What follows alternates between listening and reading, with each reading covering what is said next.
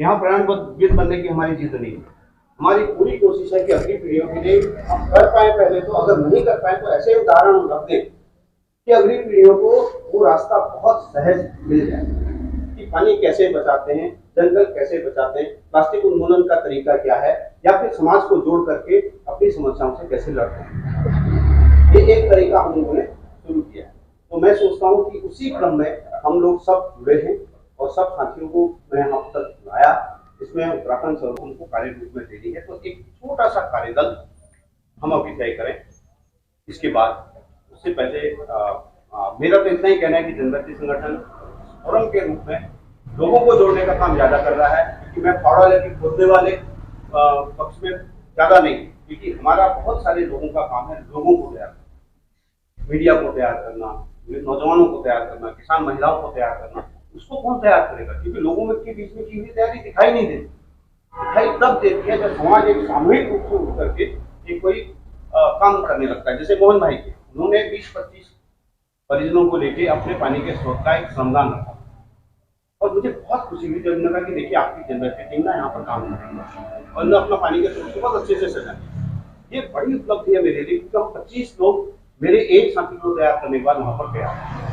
तो ये एक काम है और मैं चाहता हूँ कि हम महसूस करें और थोड़ा सा इस्लाम भाई को सुनेगा। फिर हम इसी महीने कुछ दिन पहले का एक मेरा छोटा सा अनुभव रामगढ़ के एरिया का मैं देना चाहूँगा आपको कि अभी हम लोगों ने यात्रा करी है सद्भावना और जाति के मसले पर, और हमें एक दिन जो है रामगढ़ मुक्तेश्वर के इलाके में किसी की बदौलत एक अच्छे रिजॉर्ट में रुकने का अवसर मिला। हम गए तो पहला अनुभव मेरा, जब मैं बाथरूम में गए तो पता चला कि उसमें पानी नहीं था। पानी कहीं से खोला गया तब पानी आया। हमने नॉर्मल बात आई, रात को रहे, सवेरे जाहिर है आपको फ्रेश होना है और निकलना है या जाना है या रहना है कोई। तो पता चला कि 5 लोग में एक साथी ने नहाने की गलती कर दी। फिर हमको यह अवसर नहीं मिला कि हम मुंह भी धो सकें। फिर हमको अवसर नहीं मिला कि हम उसमें मुंह भी धो सकें। पानी जब है ही नहीं तो पानी आएगा कहाँ से। जिस जगह हमारा ननिहाल था वहां पर 6 नौले करीब करीब थे। उस 6 इंच का पानी था, इतना बड़ा एक नाले में। आज वो चौथाई क्या, मैं समझता हूँ 1/8 रह गया होगा। क्यों रह गया? क्योंकि उसके अपर एरिया में जो पहले जंगल था या वहाँ पर वेजिटेशन था, उसकी जगह पर वहाँ पर बिल्डिंग बन गई है। साथ ननिहाल में करीब करीब 2 इंच का पानी आता था आज से मेरे बचपन के टाइम पर।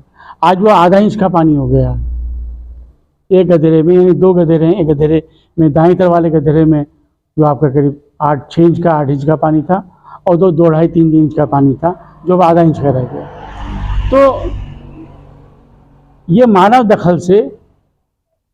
दखल के वजह से पानी का अनुरक्षण नहीं हो पाया, कंजर्वेशन नहीं हो पाया। और हम एक तरफ हमारी आबादी बढ़ती गई, उस हिसाब से कंपैरेटिवली हमारे लिए हमारे वो स्टेप नहीं हो पाए जिससे कि हम पानी को सुरक्षित रख सकें। 20 साल पुरानी बात है, 22 साल पुरानी बात है। लखनऊ में बैठे कुछ नियंताओं ने सोचा कि पानी तो सब जगह होता है, यहाँ क्यों नहीं पानी। उन्होंने एक स्कीम ला दी कि साहब बोरिंग किया जाए। पर जरा पूरे पहाड़ में हैंडपंप लगा दिए गए और ये सिद्ध किया गया कि सब पानी तो सब जगह, पानी की कमी नहीं है। अरे मैंने कहा भाई मूर्खो, ये पानी जो आप निकाल रहे हो ये पानी भी तो उसी नौलों को गधेरों का है जो सूख जा रहे हैं। तो हमारे नियंता जो हैं वो अलग अलग तरह की जो परिस्थितियाँ या एनवायरनमेंट की परिस्थितियाँ उसके हिसाब से नीति नहीं बनाते।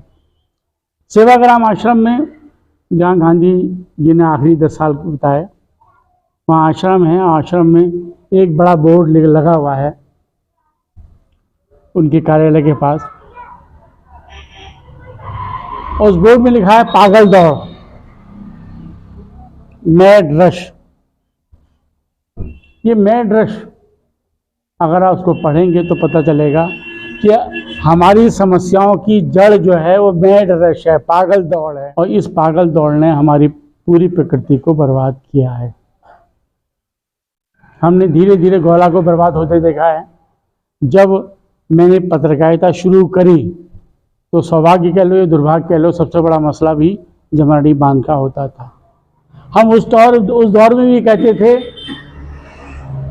कि जिस दिन जमरानी बांध बन गया उस दिन हल्द्वानी की पूरी आबादी, हल्द्वानी से लेकर लालकुआं तक के पीछा तक की आबादी जो है वो तख्त पर चली जाएगी, यानी फांसी के फंदे पर अपने गले में लगा लेगी कि किस टाइम पर खटका दबेगा और वो पूरी की पूरी आबादी सफा हो जाएगी। ये हम तब भी कहते थे। इन्वायरमेंट इम्पैक्ट के बारे में जो अभी जगमोहन ने कहा, बड़ी इंपॉर्टेंट बात है कि अगर किसी इलाके को मारना है तो उस इलाके में बांध बना दो, वो इलाका अपने आप ही मर जाएगा। और ऐसा हो चुका है। जितने भी डाउन स्ट्रीम के इलाके हैं, जो नदी के नीचे डाउन स्ट्रीम के इलाके हैं, वो मर गए। चाहे आप इस बात को आज नहीं स्वीकार करो, लेकिन वहाँ जाओगे तो आप स्वीकार करना पड़ेगा ही नौबत है। कुछ इलाकों में जहाँ पर इस बात को रखा गया या सहायक नदियाँ थीं, उन नदी की वजह से शेष नदी बची है, चाहे वो कावेरी हो, चाहे वो राप्ती हो या गंडक हो। वो तब बची कि जब उनकी सहायक नदियाँ डैमों के बाद नहीं मिली। अन्यथा अगर कोई एक नदी सिंगल नदी होती है, उस नदी के ऊपर अगर डैम बन गया तो जो डाउन स्ट्रीम है वो पूरी तरह बर्बाद हो जाती है। रामगढ़ मुक्तेश्वर का जो पूरा इलाका है वो हमारी अंधी विकास की दौड़ की भेंट चढ़ रहा है। ये कई बार हो चुका, हम लोग कई सालों से बात कर रहे हैं, और अब जिसे बोलते हैं अति हो गई, यानी ये नौबत आ गई है कि जब अब बर्दाश्त करने की स्थिति नहीं है। एक बड़ी मजे की बात हुई अभी 5 जून में एक प्रोग्राम में हमारे बच्ची भाई ने किया, कैसे रिएक्ट करती है ये हमने नमूना वहाँ देखा, हमें पता नहीं था। उस प्रोग्राम में एक बच्ची ने लोकल लेवल पर एक नदी पे बनी हुई सीमेंट की टंकी या रोक के बारे में सवाल किया कि यहाँ जो इस छोटी पोखरा नदी में जो टंकी बनी है, नदी रोक के बनी है, उसका कुदरती संरक्षण होना जरूरी है। तो ये लंबी बात से बात करने की बात है। इस टाइम मुद्दा क्या है? इस टाइम मुद्दा है, सबसे बड़ा मुद्दा है कि रामगढ़ या रामगढ़ जैसी व्यवस्था जहाँ भी हैं, चाहे वो सुरई खेत में हो या और कई जगह पर हो, उस जगह पर कुदरती तौर पर पानी को अनुरक्षण के लिए क्या किया जा सकता है, उसके लिए हम यहाँ हल्द्वानी बैठ के क्या कर सकते हैं। तो मैंने राष्ट्रीय और अंतर्राष्ट्रीय स्तर पर एक बात सीखी और उसके बारे में मैं शेयर करना चाहूँगा। हम एक एडवोकेसी ग्रुप यहाँ पर डेवलप करें, वो वाटर फोरम के नाम से कह लें या आप उसे एडवोकेसी ग्रुप की कर लें, और ये उसमें मुद्दे तय कर लें कि हमने क्या क्या करना है। जैसे कि बिल्कुल सही कहा बच्ची भाई ने कि हम फाड़े वाले नहीं रहे। एक ज़माने में रहे होंगे, हमने रानी खेत में खेत खोदे होंगे या वहाँ सब्जी लगाई होगी, वो अब नहीं है टाइम, अब निकल गया। 50+ वाले जो है उसका बेकार हो जाते हैं, उस काम के में नहीं होते। हाँ, लेकिन वो और काम कर सकते हैं, वो काम हम करें। क्या करें कि इस एडवोकेसी ग्रुप में हम देखें कि लीगल जो फ्रेमवर्क है नदी को बचाने के लिए, सुभाष भाई, क्या लीगल फ्रेमवर्क कोई है? अगर है तो उसका एडहेरेंस यानी उसको लागू करने की स्थिति क्या है, और अगर लागू नहीं हो रहा है तो हम लागू कराने के लिए कोशिश करें, दबाव बनाएं। ये पहला काम हमारे लिए, पहले लीगल फ्रेमवर्क को देखते हुए स्थानीय स्तर पर, जिला स्तर पर, कमिश्नरी लेवल पर हम उस लीगल फ्रेमवर्क को मजबूत करें कि नहीं, आप हमारी नदियों में सीमेंट का स्ट्रक्चर बिना पर्यावरण अनुमति के नहीं कर सकते। आप क्या क्या कर सकते हैं, क्या नहीं कर सकते हैं, ये लीगल फ्रेमवर्क में आता है। तो लीगल फ्रेम करके देने के लिए एडवोकेसी ग्रुप काम करे और बिल्कुल सख्ती से बात करे कि अगर किसी ने किसी ने अगर जाने के लिए कांटे लगाए हैं, तारवाव किए है, किसी ने घेराव किया है, किसी ने गजेरों की छेड़छाड़ की है, किसी ने कलमट डाला है या किसी ने अनावश्यक रूप से अपने नाले को, कचरे को नदी में मोड़ा है, इन सब को रोकने के लिए ये सारी चीज़ें लीगल फ्रेमवर्क को मजबूत करने की बात है और इसमें पहला काम करें। दूसरा काम आता है जागरूकता का, और वो जागरूकता लेवल 3 लेवल का है, बहुत इंपॉर्टेंट है। व्यक्तिगत स्तर पर मैंने कहा कि गांधी इस देश के लिए अपरिहार्य है। आपको अपने बच्चों को ये बात शिक्षा देनी ही पड़ेगी कि इस अंधी दौड़ में शामिल ना हो। आपको बुलाना ही पड़ेगा कि भाई दिल्ली की जो आपका चमक है वो स्थायी नहीं। तो बच्चों को आपको कम से कम कुदरत से जोड़ने के लिए, प्रकृति से जोड़ने के लिए हमको अवेयरनेस व्यक्तिगत स्तर पर जाना पड़ेगा। दूसरा है कि हमारी जो लोकल बॉडीज़ हैं, जो हमारी पंचायत राज सिस्टम है, उनके सदस्यों को उनसे बात करनी पड़ेगी और करनी चाहिए, ताकि हम व्यापक रूप से एक बड़ा नेटवर्क खड़ा कर सकें, जन समर्थन जुटा सकें। वो तभी हो पाएगा। आप इग्नोर नहीं कर सकते। आप सोचो कि इग्नोर करें, इग्नोर नहीं कर सकते। आपको जाना ही पड़ेगा और जाना चाहिए। हमने किया, कई मामलों में किया और अच्छा हो किया। और उसी के साथ साथ आता है फिर अपर लेवल पर कि राजनीतिक लेवल पर हमको सभी इन मुद्दों को समझाना चाहिए, बात करनी चाहिए, सरकार के लेवल तक बात करनी चाहिए। हमारे मुद्दे साफ होने चाहिए।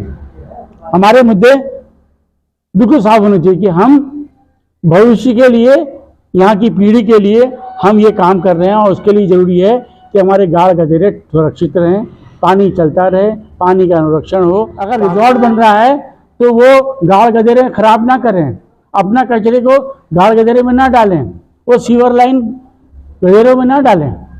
तो वो सारे रेगुलेटरी फ्रेमवर्क में रहकर काम करें। और हमारे रेगुलेटरी फ्रेमवर्क अगर उसमें कोई कमी है तो उसके लिए भी एडवोकेसी करके उसको भी चेंजेस करें, अकॉर्डिंग टू स्थानीय परिस्थितियों के अनुसार उसको बनाने के लिए हम लॉबिंग करें, बातचीत करें, दबाव बनाएं, ताकि ये इलाका हमारा बेहतर बन सके और हमारी पीढ़ी कुछ आगे कुछ इसको कह सके। हमारे वहाँ ये बहुत कहा जाता है कि आप बिगाड़ पैदा करने वाले नहीं होना चाहिए। बिगाड़ पैदा करना हमारे वहाँ सबसे ज़्यादा खराब बात है। आपने मुझे बुलाया और ये बात करने का अवसर दिया, तो मैं आखिर में यही कहूँगा कि गांधी को सुनो। गांधी ने बार बार कहा कि जो लालच है उसके लिए कोई जगह नहीं। हम लालच में ना पड़ें, हम अपने भरण पोषण की तो बात करें लेकिन लालच में ना पड़ें। लालच के लिए कोई सीमा नहीं होती, बाकी की सब सीमा होती है। इन्हीं शब्दों के साथ मैं उम्मीद करता हूँ कि हम इस वाटर फोरम को या एडवोकेसी ग्रुप के लिए के माध्यम से रामगढ़ जैसे परिस्थितियों के लिए कुछ कर सकेंगे। मुझे बड़ा अच्छा लगेगा कि जो बच्ची भाई ने वाटर कंजर्वेशन का काम शुरू किया वो उसका नेक्स्ट लेवल भी आराम होना चाहिए। मैं बात करना चाह रहा था कि ये नेक्स्ट लेवल थोड़ा अलग हो, उसका मॉडल के बारे में बात करें। इन्हीं शब्दों के साथ मैं आपका आभार प्रकट करता हूँ। धन्यवाद।